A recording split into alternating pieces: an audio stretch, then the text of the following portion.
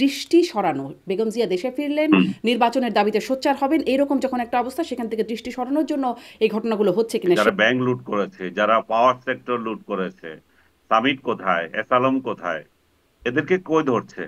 শেখ হাসিনার বোনটা কোথায়, যে সবচেয়ে দুর্নীতি শিরোমণি, শেখ রেহানা? সেই প্রশ্ন, কে ধরা পড়বেন আর কে ছাড়া পাবেন, এখানে কিছু একটা ডিল হচ্ছে কিনা। আমার এই অনুষ্ঠানেই ভারতের প্রেস ক্লাব অব ইন্ডিয়া সভাপতি গৌতম লাহিড়ী তিনি বলেছিলেন যে সীমান্ত পার করার জন্য সরকারের ভেতরেই তদবির করছেন টাকার বিনিময়ে। আমি তো ঢাকাতেই ছিল, নারায়ণগঞ্জেই ছিল, সহি সালামতেই ছিল, তাকে ধরার জন্য কি 8 দিন পাইলেন না? আছে সরকার কেন এতবার বলবার পরেও সরকার কেন একটা সুনির্দিষ্ট রোডম্যাপ দিচ্ছে না? সরকার এটা দিচ্ছে না এই জন্যই যে সরকার যতদিন পারে ক্ষমতায় থাকতে চায়। আমার দৃষ্টিতে সরকারের অন্য কোনো এজেন্ডা আছে। না, তাহলে জুন সরকারের পর্যন্ত এজেন্ডা সময় বা কেন বলে, যে জুনের মধ্যে যদি। জুনের মধ্যেও যাতে না হয় সেই জন্য এই ঘটনা ঘটছে। এখন শাহবাগ এমন একটা পচা জায়গা, যেখানে 2013 সালে লক্ষ লক্ষ মানুষ গিয়েছিল, সব শাহবাগী হয়ে গিয়েছিল। এরা গোসল করে না, এরা এরা বাজে, এদের গা থেকে গন্ধ বের হয়, সেই ট্যাগ এখন এরা সবাই নিয়ে নিচ্ছে, এরা এখন শাহবাগী হচ্ছে। আওয়ামী লীগ নিষিদ্ধ হচ্ছে, এটি কি এখন নিশ্চিতভাবে বলা যায়? বাংলাদেশে যদি প্রধান দুইটি দল থাকে, অবশ্যই সেটা বিএনপি আওয়ামী লীগই। প্যারালাল তারা এক ধরনের ক্ষমতা রাখে, কিন্তু এই মুহূর্তে তারা প্রশাসনিক ভাবে দাঁড়ানোর মতো শক্তি নাই। তারা যখন গণতান্ত্রিক চর্চা করতে পারবে না, তখন অগণতান্ত্রিক যে চর্চা করবে, চোরাগুপ্তা হামলা করবে। এখানে যেগুলো পড়ে আছে, যেগুলো আন্দোলন করছে, তার কথা কথা অনুযায়ী সেগুলো তো একটা পতঙ্গের মতো। এরা যত মরবে, শেখ হাসিনার জনপ্রিয়তা বাড়বে, উনি যে কত জনপ্রিয় এগুলো দেখানো যাবে।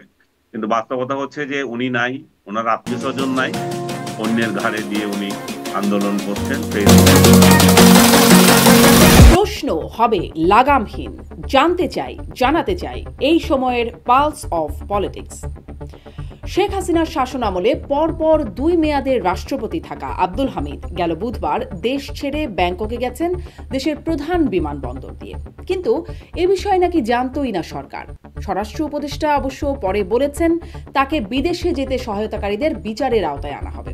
এ প্রসঙ্গে বিএনপির ভারপ্রাপ্ত চেয়ারপারসন তারেক রহমান প্রশ্ন তুলেছেন, অন্তর্বর্তী সরকার তাহলে জানেটা কি?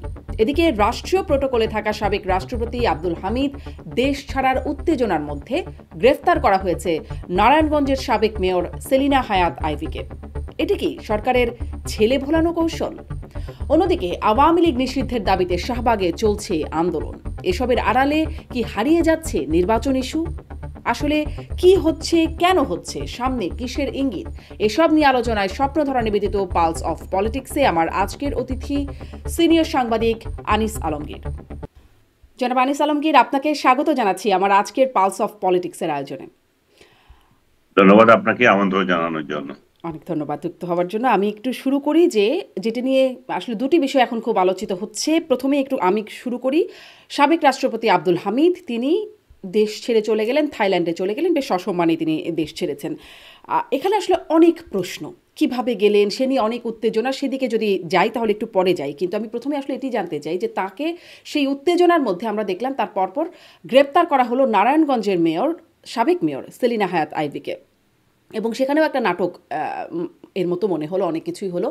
আসলে কি হলো, মানে আব্দুল হামিদ চলে গেলেন এজন্য ছেলে ভোলানো চকলেট হিসাবে সেলিনা হায়াৎ আইভিকে গ্রেপ্তার করা হলো, তার পরপরই এরকম কি কিছু ঘটনা ঘটলো? কি হলো আসলে, আপনি কিভাবে বিশ্লেষণ করেন বিষয়টা? আমার মনে হয় যে আব্দুল হামিদ যে চলে গেলেন, এটা তো রাষ্ট্রের সর্বোচ্চ পর্যায়ে জানেন। এটা ইচ্ছে বড় নাটক যে আমরা জানি না।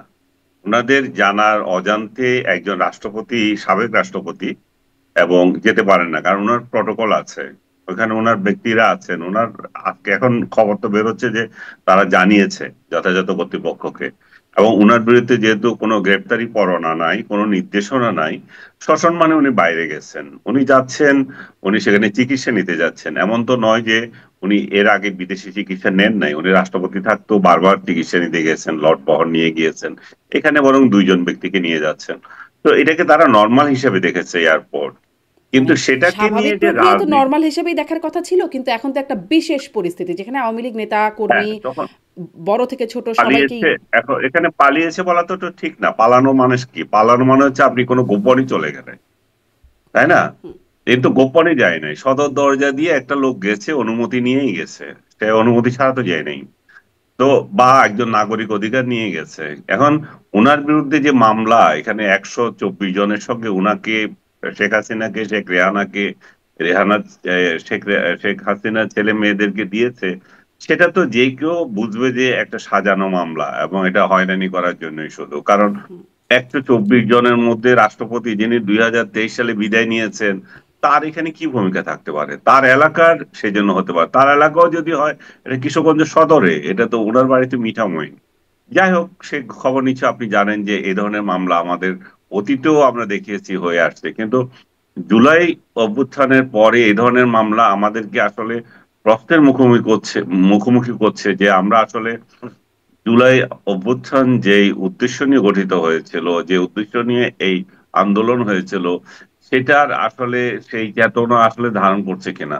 কারণ আপনি যখন একটা ভুয়া মামলা দিয়ে দেন কারো বিরুদ্ধে, তখন তো প্রশ্ন জাগে যে এগুলোর বিচার কি হবে। আর কারণ বিচারালয় তো একটা আছে, আপনি নাকি আপনার বিচারালয়ও সেরকম ঠিক করে রেখেছেন যে ভুয়া মামলা এভিডেন্স ছাড়া, কোনো কার্যক্রম ছাড়া, মানে কোনো সংযোগ ছাড়া যে কাউকে আপনি জেলে নিতে পারেন বা ইয়ে করতে পারেন। কিন্তু আর সবচেয়ে বড় কথা হচ্ছে যে মামলা তো হতেই পারে, আমি মনে করলাম যে ভুয়া না, রিয়েল মামলা।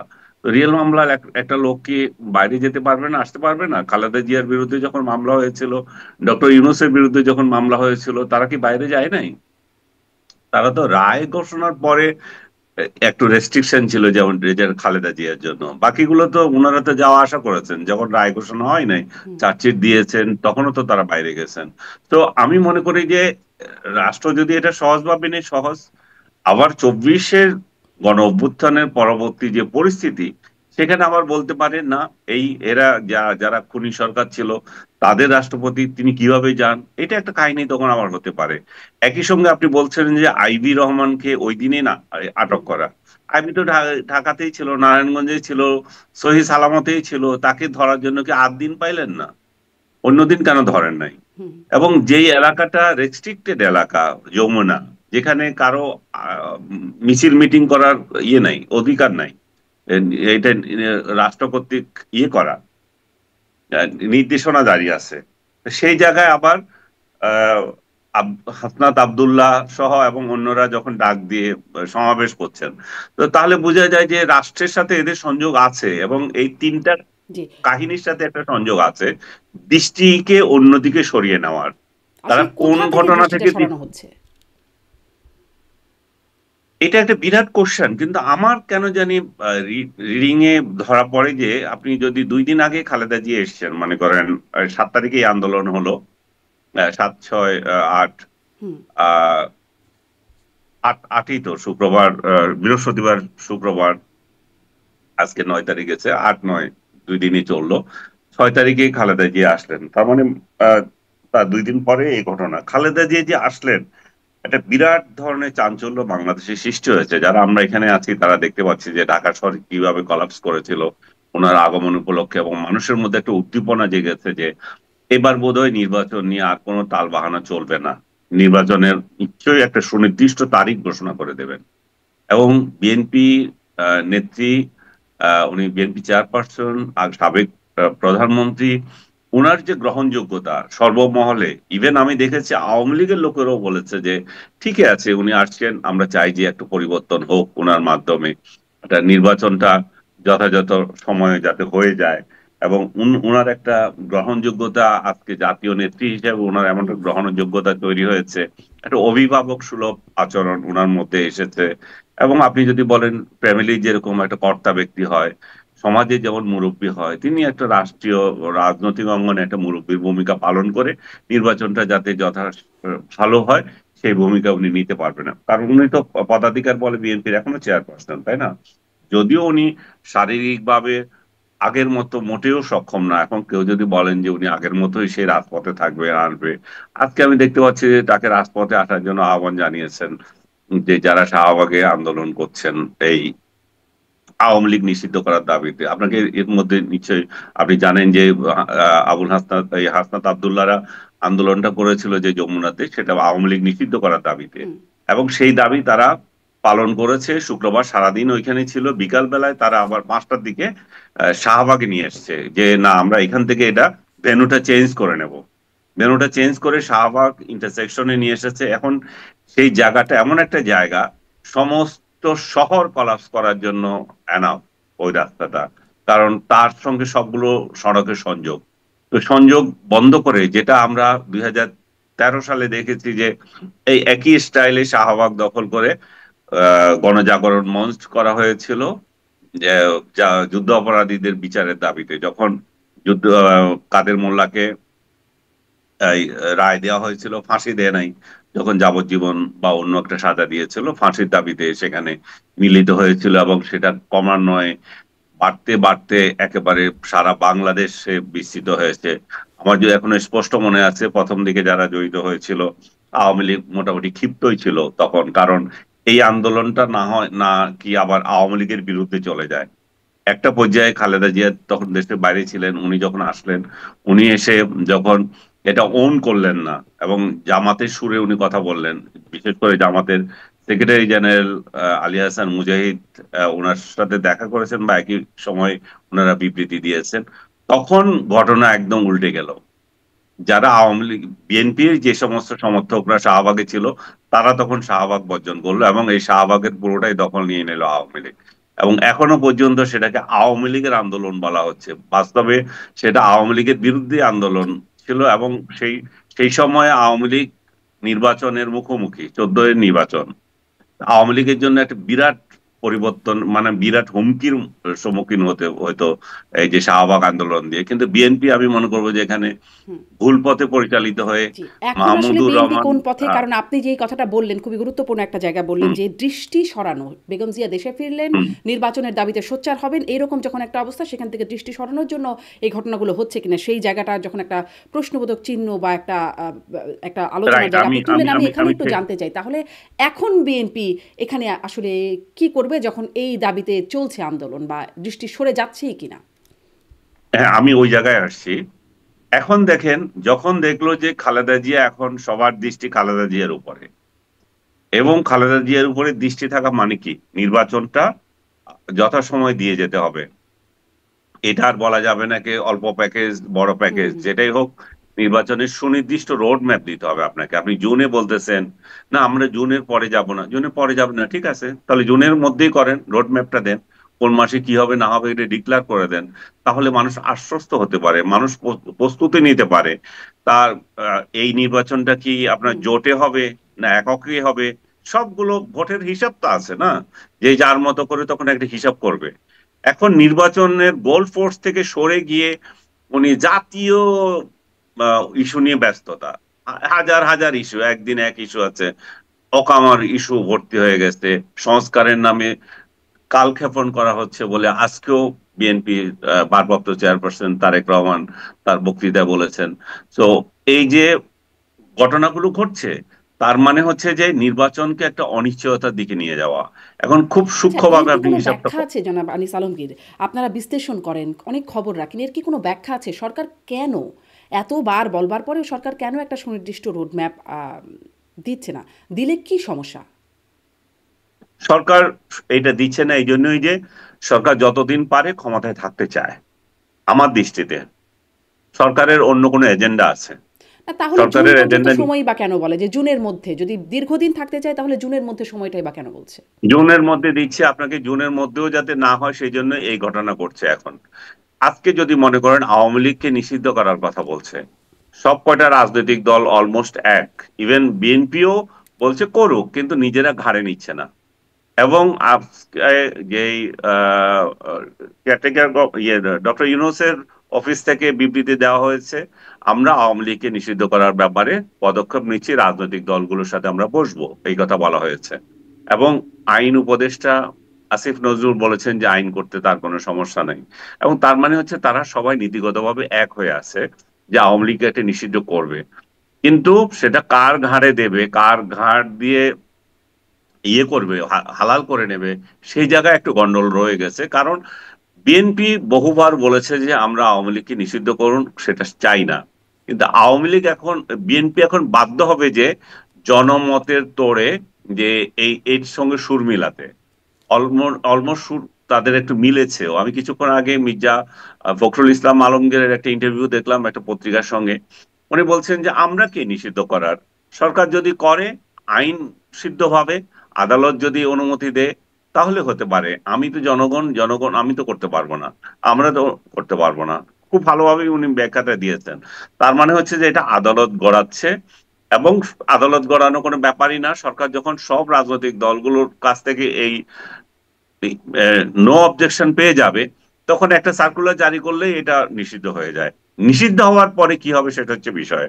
আওয়ামী লীগ তো খুব মানে যদুমধু দল তাহলে কি এই নিশ্চয়ই নয়। পয়েন্টটা নিশ্চিত যে এই প্রক্রিয়াটা যে তৈরি করা হলো তার পরিণতি আওয়ামী লীগ নিষিদ্ধ হচ্ছে, এটি কি এখন নিশ্চিতভাবে বলা যায়? আমি আওয়ামী লীগ নিষিদ্ধ হওয়ার পথে যাচ্ছে, কারণ কা- এই যে শাহবাগে যে বসিয়ে দেওয়া, এটা হচ্ছে গেম প্ল্যান। কারণ শাহবাগে বসিয়ে দিতে হবে কেন? আপনারাই তো ডক্টর ইউনূসকে নিয়োগ দিয়েছেন, তাই না? তো নিয়োগকর্তার কাছে আবার ধর্ণা দেওয়ার জন্য শাহবাগে বসতে হবে কেন? আমরাই তো নিয়োগ দিয়েছি তাকে। আমাদের কথা তো উনি শুনবেন, তাই না? এবং শুনতে বাধ্য।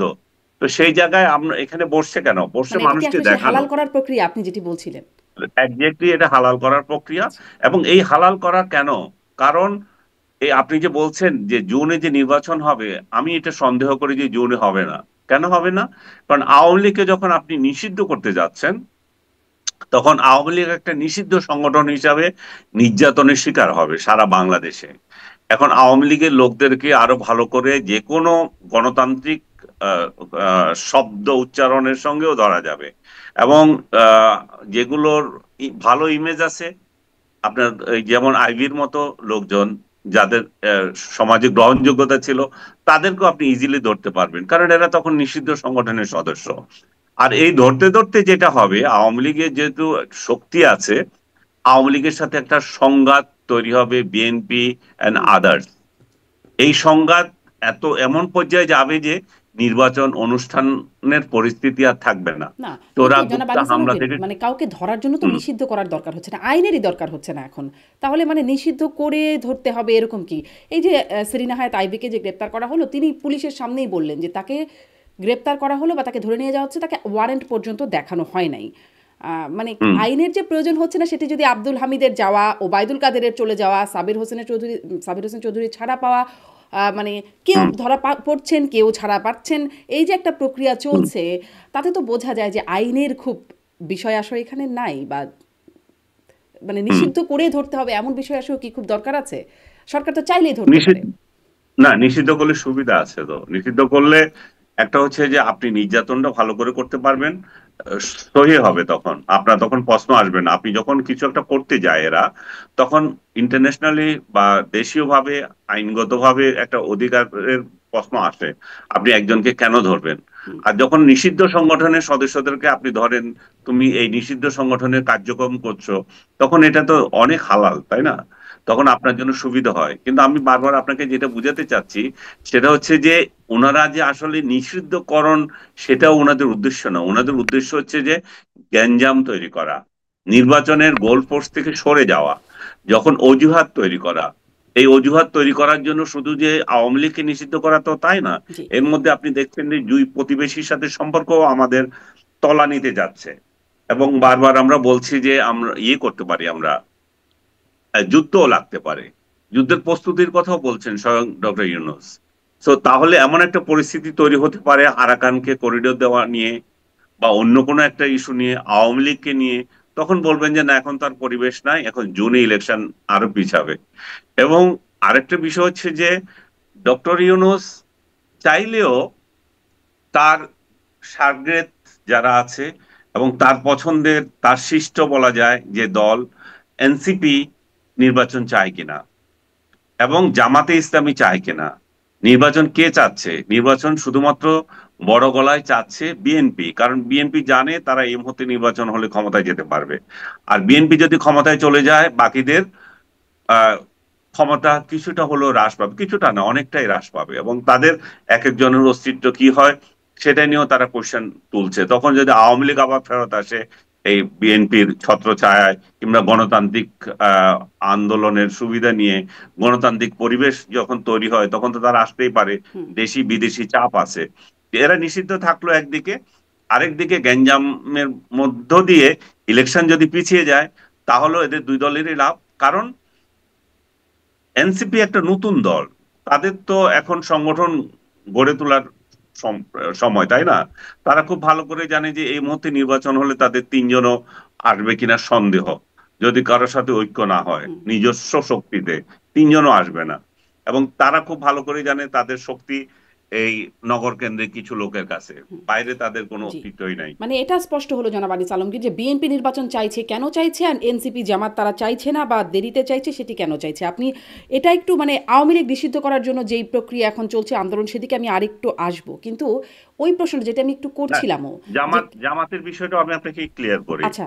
জামাত জামাত আপনার মনে হতে পারে নির্বাচন চাচ্ছে, কিন্তু বাস্তবে কিন্তু তারা নির্বাচন চাচ্ছে না।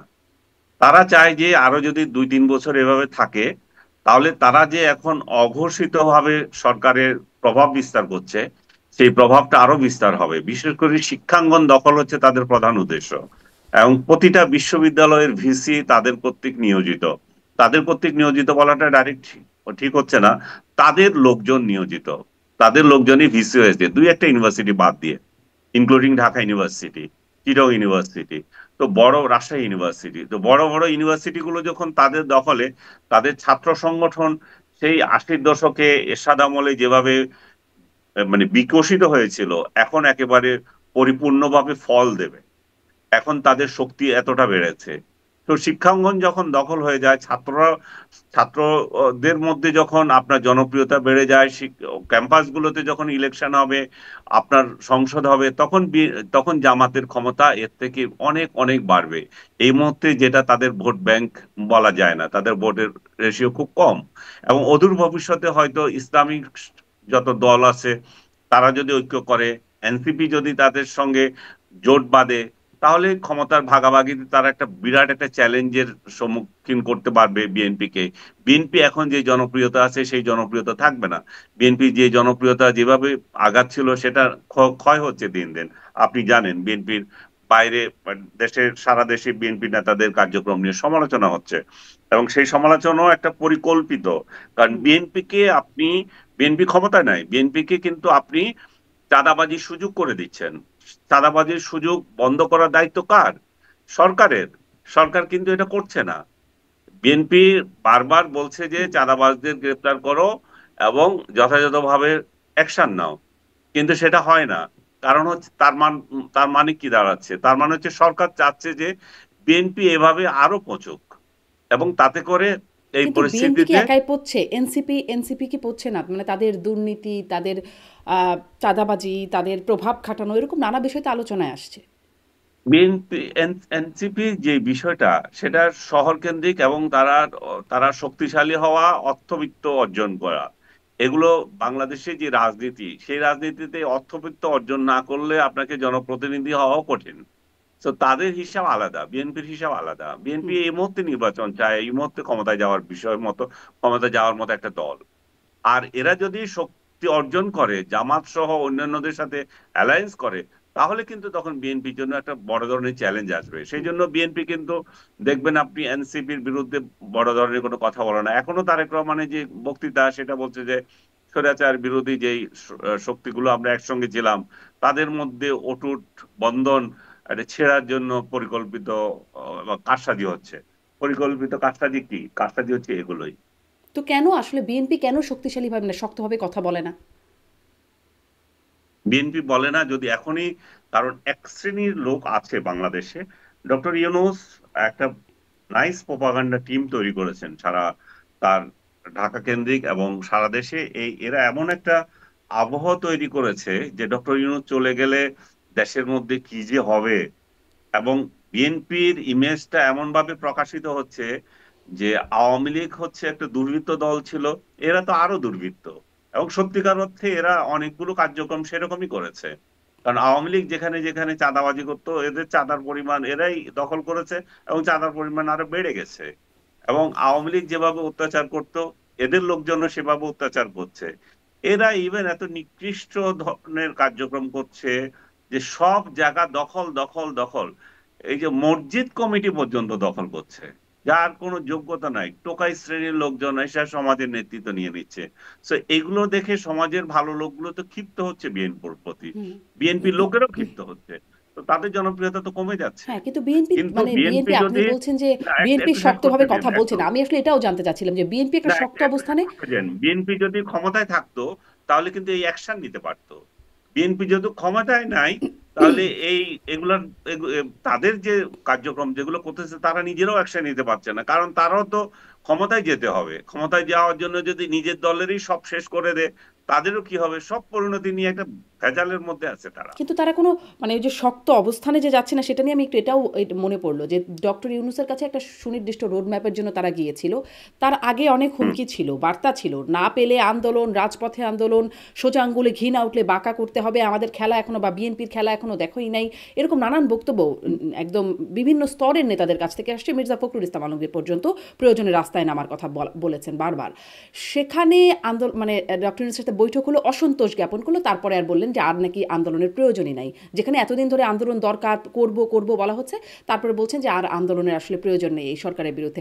এই যে শক্ত হব বলেও না হওয়াটা, বিএনপি আসলে কি কোথাও আটকে যাচ্ছে কোনো একটা শক্ত অবস্থানে নিতে, নির্বাচনের দাবিতে বা তাদের যে দাবি আছে সেই দাবিগুলোর ব্যাপারে কথা বলার জন্য কোথাও কি বিএনপি পিছু টান পাচ্ছে? কিছুটা আছে, আপনি একদম রাইটলি পয়েন্ট আউট করেছেন। আমি সেদিনই বলেছিলাম এটা, যেদিন মির্জা ফখরুল ইসলাম আলমগীর দেখা করলেন এবং শক্ত ভাষায় বললেন আমরা অসন্তুষ্ট। পরের দিনেই উনাকে বাদ দিয়ে নজরুল ইসলামকে দিয়ে বলা হলো আমরা সরকারকে সহযোগিতা করে যাব।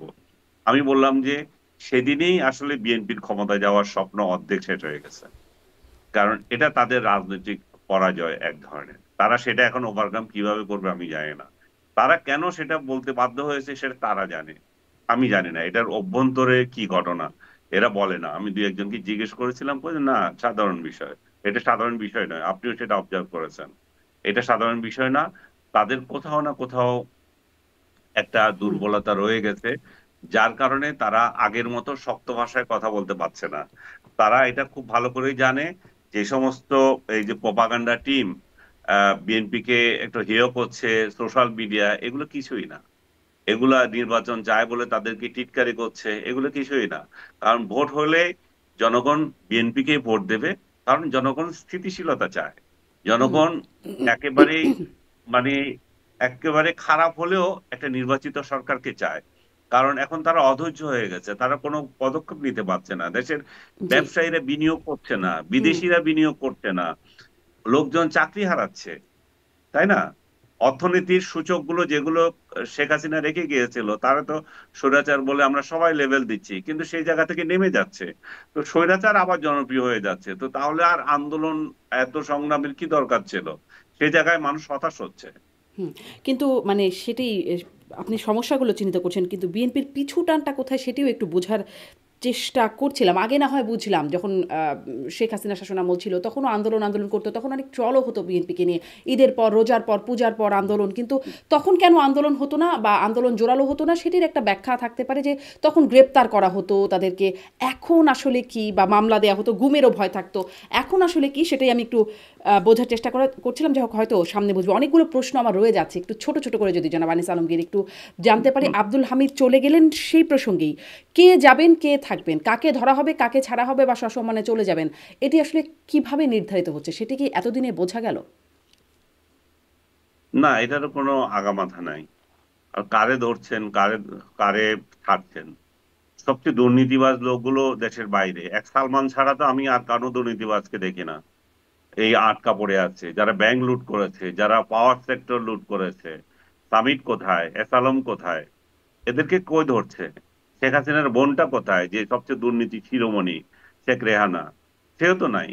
তো আপনি যেখানে যারা লুটেরা, যারা তারা চলে গেছে, চুনুপটি কতগুলাকে ধরছেন। চুনুপটি সবগুলা না, কিছু এখানে আছে, রাঘব বল দুই চারজন আছে, কিন্তু আসল ব্যক্তিরা আমার মনে হচ্ছে পার পেয়ে যাচ্ছে। এগুলা আবার এই ক্ষমতা বদল হলে হয়তো কোনো একদিন শেখ হাসিনা যখন আসবেন, এই সাঙ্গ পাঙ্গরা আবার আসবে এই দেশ লুটপাট করার জন্য। শেখ হাসিনা তার আত্মীয় স্বজন 14 গোষ্ঠী নিয়ে চলে গেছে, এগুলো আবার আসবে। এখানে যেগুলো পড়ে আছে, যেগুলো আন্দোলন করছে, তার কথা কথা অনুযায়ী সেগুলো তো একটা পতঙ্গের মতো। এরা যত মরবে শেখ হাসিনার জনপ্রিয়তা বাড়বে, উনি যে কত জনপ্রিয় এগুলো দেখানো যাবে। কিন্তু বাস্তবতা হচ্ছে যে উনি নাই, ওনার আত্মীয় স্বজন নাই, অন্যের ঘাড়ে দিয়ে উনি আন্দোলন করছেন। ফেসবুক পেজ খুলে দেশ এই দল চালাচ্ছেন। হুম। কিন্তু ওই আবারও সেই প্রশ্ন, কে ধরা পড়বেন আর কে ছাড়া পাবেন, এখানে কিছু একটা ডিল হচ্ছে কিনা। আমার এই অনুষ্ঠানেই ভারতের প্রেস ক্লাব অফ ইন্ডিয়া সভাপতি গৌতম লাহিড়ী তিনি বলেছিলেন যে সীমান্ত পার করার জন্য সরকারের ভেতরেই তদবির করছেন, টাকার বিনিময়ে বা নানান রকম পার করিয়ে দিচ্ছেন, সরকারের ভেতর থেকে এইভাবে কাজ করছে। এই বিষয়টা সাংবাদিক হিসাবে একটা যে কিছু আছে সেটি নিশ্চিত, কারণ কেউ ছাড়া পাচ্ছেন, কেউ ধরা পাচ্ছেন, ওবায়দুল কাদের চলে যাচ্ছেন, আব্দুল হামিদ চলে যাচ্ছেন, আবার চুনোপুটি অনেকে আছেন, আবার রাঘব বোয়ালও অনেকে ধরা পড়ছেন। আবার এই ধরা পড়ার মধ্যেও আবারও আমার এই অনুষ্ঠানেই ব্রিগেডিয়ার শাখাওয়াত হোসেন, সাবেক স্বরাষ্ট্র উপদেষ্টা, তিনি বলেছিলেন যে আমি জিজ্ঞাসা করেছিলাম 626 জন সেনানিবাসে তারা কোথায় গেলেন, তিনি বলেছেন 2 জনকে হস্তান্তর করেছে সেনাবাহিনী। তারা কারা? তারা সালমান এফ রহমান, আনিসুল হক। অতএব ওই যে সদরঘাট দিয়ে পালিয়ে যাচ্ছিলেন সেটাও একটা সাজানো বা মঞ্চস্থ করা বিষয় ছিল। তো এই যে 2 জনকে করলেন, বাকি 624 জন কোথায় গেল? এখানে কি ডিল বা এখানে কি নিয়মে চলছে সেটি কি আপনারা বোঝার চেষ্টা করেছেন? আমরা কিভাবে বোঝার চেষ্টা করব? স্বয়ং সেনাপ্রধান যখন বলেন যে এটা আমাদের কাছে আছে এবং উনার কাছে আছে, তাহলে সরকার সেই জবাবদিহিতা, তো উনি তো সরকারেরই অংশ, তাই না? তো সরকার কি তার কাছে জবাবদিহিতা তার কাছে চেয়েছে? বাকিগুলো কই এখন? তারা কোথায় গেল? তাতে ক্যান্টনমেন্টে আসে, আমি তো দেখেছি, আপনি নিশ্চয়ই দেখেছেন সেনাপ্রধানের সেই স্টেটমেন্ট, তাই না? তো তাহলে ওগুলো কোথায়? আমরা তো জানি না। এখন তাহলে সরকারকে সেই প্রশ্ন করা উচিত, ওরা কোথায় গেল? বাকি চোরগুলো কেন কিভাবে পালালো? পালিয়েছে তো, বা যারা আছে এখন তাদেরকে কেন ধরা হয় না? কিন্তু আপনি ধরছেন কোন এক আহ ইয়েকে, এমপি কে, সে ইলেকশন করেছিল, সেই জন্য। ইলেকশন করলে তো অপরাধ না, ইলেকশন করছে, পার্টিক্যাল ইলেকশন হয়েছে, সবাই ইলেকশন করে। সামনে যে কি ইলেকশন হবে সেটাও তো আমরা জানি না, এর থেকে বড় পার্টিক্যাল ইলেকশন হইতে পারে হয়তো। হুম। কিন্তু ইলেকশন করা অপরাধ না, অপরাধ হচ্ছে যে দুর্নীতি যারা করেছিল, যারা লুট করেছিল, যারা গুম হত্যা করেছিল, তারা কোথায়? তাদেরকে ধরতে হবে। হুম। তাদেরকে ধরা হচ্ছে না কেন? এই জবাবদিহিতা তো ডক্টর ইউনূসকে দিতে হবে। আমরা তো আমরা তো কেউ তাকে বাধা দিচ্ছি না এটা করার জন্য। উনি একটার পর একটা ইস্যু তৈরি করছেন, নন ইস্যুকে ইস্যু বানাচ্ছেন। আওয়ামী লীগ নিষিদ্ধ করলে কি না করলে কি জনগণের কি আসে যায়? জনগণ চায় রাষ্ট্রটা ঠিক মতো চলবে। জনগণ চায় তারা দুমুঠো ভাত খেতে পারবে, এবং তার হুম। ব্যবসায়ীরা চায় তারা যে ব্যবসাটা করছে সেটা একটু স্টেডি থাকবে, সেটা আতঙ্ক থাকবে না। সেই পরিস্থিতি সৃষ্টি করতে হবে সরকারকেই। হুম। সেই সেই পরিস্থিতি সৃষ্টি করার জন্য নির্বাচনী রোড ম্যাপ তাকে দিতে হবে। আতঙ্ক জি। ছড়ানোর কোনো সুযোগ নাই। উনি সেটাই এখনো নিজেই পর্যন্ত যখন পাওয়া বলেন যাচ্ছে না। যুদ্ধের যাই হোক, প্রস্তুতি যদি থাকেন। কোন নিয়মে বা কোন ডিলে আসলে এগুলো হচ্ছে সেটা বুঝতে পারলে খুব ভালো হতো। এটা আমি সরকারের লোকদেরও জিজ্ঞাসা করেছি, বুঝতে আসলে পারিনি যে নিয়মটা বা ডিলটা কি। অনলাইন অ্যাক্টিভিস্ট, বেশ আলোচিত এবং প্রভাবশালী পিনাকি ভট্টাচার্য, তিনি বলছেন সাবেক রাষ্ট্রপতি আব্দুল হামিদ তিনি যে দেশ ছেড়ে গেলেন এর পেছনে সেনাপ্রধানের শক্তিতে গেছেন বা তারই সহযোগিতায় আসলে তিনি দেশ ছেড়েছেন। এই প্রসঙ্গে কি আপনি কোনো মন্তব্য করবেন? অস্বাভাবিক না, কারণ এখানে একজন নেতার নাম এসেছে, জামাত নেতা, যেটা ওনার আত্মীয়, শ্যালক শ্যালক বা এই আচ্ছা। জাতীয় হুম। একজন। হ্যাঁ, তো সে তাদের খাতিরে যেতেও পারে। আর সবচেয়ে বড় কথা, তার নামে তো কোনো মামলা নাই। আপনি এটা তো মামলা শুধু আছে, রাষ্ট্রপতি মামলা হিসেবে আছে, দেখছিলেন। ওয়ারেন্ট নাই। না, সরি, সরি, ওয়ারেন্ট নাই, মামলা আছে, সরি, আমি হুম। সংশোধনে হুম। দিচ্ছি। তো আপনি আপনি আমি তো এখন আমার নামে একটা, ইভেন আমার নামে একটা মামলাও হলো, আপনার নামে একটা হলো, তো হলেই যে আমি যেতে পারবো না সেটা তো না। পারবো না কেন? আমি তো চোর ডাকাত না, একজন হুম। রাষ্ট্রপতি উনি, হুম। সাবেক রাষ্ট্রপতি। তো উনার তো একটা এখনো সাবেক হিসাবে উনি প্রটোকল প্রোটোকল পান, পাবেন। হুম। সেটা দেখেন আপনি। আর বিচার, উনি ওনাকে দেশে আনার ব্যবস্থা করেন, যে উনি চিকিৎসা শেষে, তো সেই পরিবেশ রাখেন। কিন্তু সেটা না দিয়ে এই ধরনের আহ, মানে অন্যকে দোষারোপ করা, এদের চুনোপুটি 2-4টা অফিসারকে হেনস্থা করা, এটুকু তো মানে নাই। ওই অফিসাররা তো যা আছে তাই দিয়ে করেছে, ওরা তো করে নাই। সিদ্ধান্ত তো আপনাদের কাছ থেকে এসেছে। আমি একটা পত্রিকাতে দেখেছি ডক্টর ইউনূসেরও এখানে সম্মতি ছিল। আমি জানি না সেটা কিভাবে ছিল, ওনার অনুমতিও ছিল বললো। কিন্তু এখন উনি বলছে যে কিভাবে গেল সেই ব্যাপারে তদন্ত করবেন, করেন কি বের করে আমরা দেখি, হুম। জাতি দেখুক। কিন্তু কি তদন্ত আসলে কিন্তু হবে আমি বলছে যে ব্যক্তিগতভাবে বিশ্বাস করি যে ওনার বাইরে যাওয়াটা অন্যায় কিছু হ্যাঁ, হয়নি, মানে এটা যেতেই পারে আইনগতভাবে নোটিশ। আপনি ব্যাখ্যা করছেন যে অন্যায় কিছু না, কিন্তু আসলে আইন তো না। আমি আসলে সেটা এতক্ষণ বোঝার চেষ্টা করছিলাম, নিয়ম বা ডিল কি আছে সেটা যেহেতু বুঝতে হুম। পারছি না। কিন্তু এটা নিয়ে আওয়ামী লীগের যেহেতু তিনি রাষ্ট্রপতি, আওয়ামী লীগ সময় রাষ্ট্রপতি ছিলেন, সেহেতু তাকে মানে আটকাতে হবে এরকম একটা দাবি আছে। ইনকিলাব মঞ্চ বা এনসিপির নেতারাও বলছেন যে চুপ্পু বর্তমান রাষ্ট্রপতি, তার ফোন কলে তিনি আসলে ক্লিয়ারেন্স পেয়েছেন, মানে সাবেক রাষ্ট্রপতি, এবং তার ফোন কলে গেছেন। এইরকম দাবি যদি থাকে সেটি আসলে, মানে সেটি আসলে তার আসলে কোনো মাহাত্ম্য আছে বা তার বিশ্বাসযোগ্যতা আছে? আমি আমি আমি এটা মনে করি না। বর্তমান প্রেসিডেন্ট সাহেবের দুই পয়সার মূল্য এই প্রশাসনে নাই, সুতরাং অহেতুক তাকে জড়ানোর কোনো মানে নাই। তারা চুপ্পুকে সরাতে চান, সেটা অন্য বিষয়।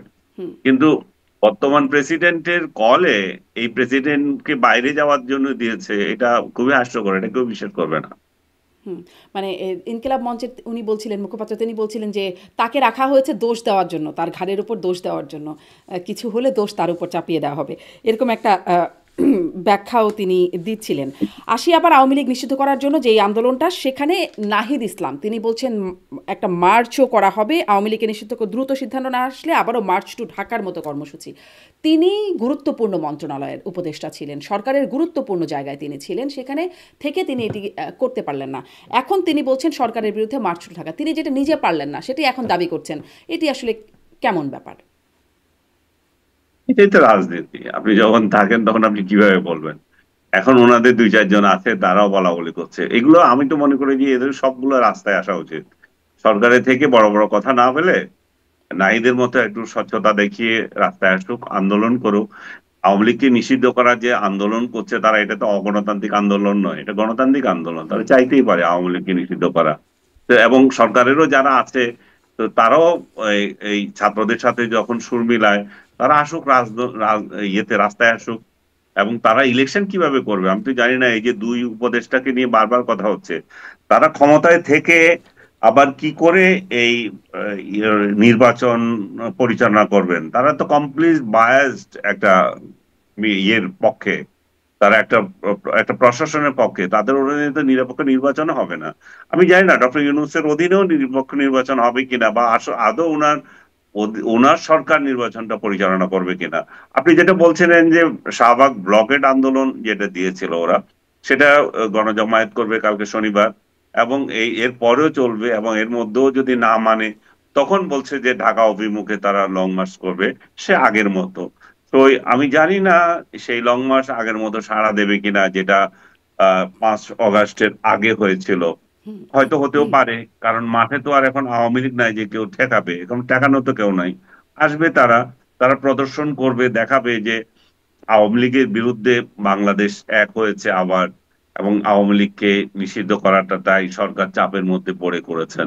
তবে আমি মনে করি যে যাই কিছু হোক, আওয়ামী লীগ নিষিদ্ধ হলেও কিছু আসে যায় না, কিন্তু সেটা যদি আইনগতভাবে না হয় এবং সেটার কনসিকুয়েন্স চিন্তা করে সরকারের পদক্ষেপ নেওয়া উচিত। এই সেটা কনসিকুয়েন্স যাতে, আসলে কি হবে সেটাও এক লাইনে যদি একটু বলেন। তবে তার আগে এই আন্দোলনের মধ্যে, এই বিক্ষোভের সেটা মধ্যে আমরা কনসিকুয়েন্স দেখেছি। আপনাকে বলেছি, সেটা কনসিকুয়েন্স পড়বে নির্বাচনের হ্যাঁ, উপরে, বুঝতে নির্বাচন পেরেছি। বানচালের উপরে। হুম। যে সেটার কনসিকুয়েন্সে যদি নির্বাচন বানচাল করার মতো কিছু হয়, তাহলে সেটা আমাদের এই মুহূর্তে দরকার নাই, আমরা আগে নির্বাচন চাই। হুম।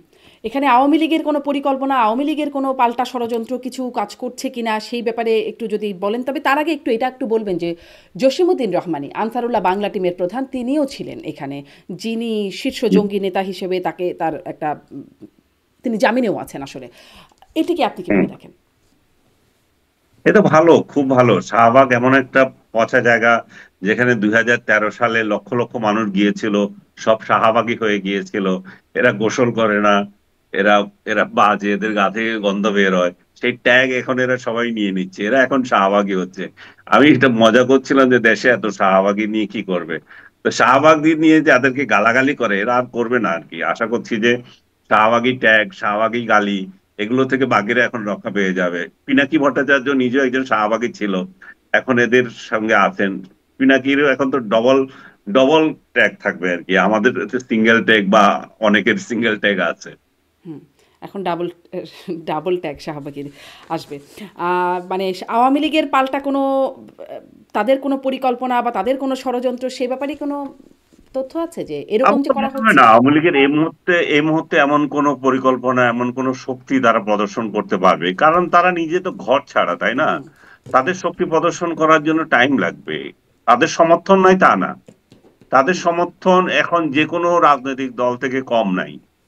বিএনপির থেকেও তাদের যে জনপ্রিয়তা একেবারে শূন্যে নেমে গেছে তা না। তারা বাংলাদেশের যদি প্রধান দুইটি দল থাকে অবশ্যই সেটা বিএনপি আওয়ামী লীগই, প্যারালাল তারা এক ধরনের ক্ষমতা রাখে। কিন্তু এই মুহূর্তে তারা প্রশাসনিক ভাবে দাঁড়ানোর মতো শক্তি নাই। পুরো রাষ্ট্রযন্ত্র যখন একটা রাজনৈতিক দলকে নিঃশেষ করে দেওয়ার জন্য লেগে যায়, তখন তারা কিভাবে রাস্তায় দাঁড়াবে? এটা তো গণতান্ত্রিক পরিবেশ না যে তারা সেখানে তাদের শক্তি প্রদর্শন করবে। সেই জায়গার কথা বলছিলাম, তারা যখন গণতান্ত্রিক চর্চা করতে পারবে না, তখন অগণতান্ত্রিক যে চর্চা করবে, চোরাগুপ্তা হামলা করবে, নির্বাচন বানচাল করার জন্য আগুন ধরাবে, এই করবে সেই করবে, তখন তো ঝামেলা হবে। তখন এটা সামাল দেওয়ার মতো শক্তি পরিস্থিতি এই সরকারের আছে কিনা, এবং কোন অনির্বাচিত সরকার সেই ধরনের শক্তি পায় কিনা, পাবে না। তাদের এই কমিটমেন্ট নাই, এই কমিটমেন্ট থাকে না, এবং সেটা পারেও না। কারণ তারা সর্বদলীয় একটা অনুভূতি নিয়ে, সর্বদলীয় সহযোগিতা নিয়ে সরকার পরিচালনা করে। তারা একদলীয় একটা দলকে নিঃশেষ করে কখনো পারে হুম। না। তারা সেটা করতে যাবে বলেই নির্বাচন অসফল হওয়ার সম্ভাবনা আছে, অনিশ্চয়তা দেখা দেবে। সেটাই আমি বারবার আশঙ্কা জি। করছি যে আওয়ামী লীগকে নিষিদ্ধ করার মাধ্যমে সরকার আসলে এই যে এখন যা করতে যাচ্ছে, এগুলো কি সত্যিকার অর্থে আওয়ামী লীগকে নিষিদ্ধ করতে চাচ্ছে, নাকি নির্বাচনকে বানচাল এবং পিছিয়ে দেওয়ার চেষ্টা করছে? একদম স্পষ্ট। অনেক ধন্যবাদ জনাব আলী সালমগীর, যে মানে দৃষ্টি সরানোর যে চেষ্টা বলছেন আপনি, সেটি আসলে দৃষ্টিটা সরে কিনা, আওয়ামী লীগ নিষিদ্ধ হুম। হয় কিনা, এরকম অনেক প্রশ্নবোধক নিয়ে আজকের মতো শেষ করি। সামনে নিশ্চয়ই এটি নিয়ে কথা বলবার জন্য আবারও আপনাকে পাবো, আমার অতিথিরা থাকবেন। অনেক ধন্যবাদ এতক্ষণ সময় দেওয়ার জন্য। ধন্যবাদ দর্শক এতক্ষণ সাথে থাকবার জন্য।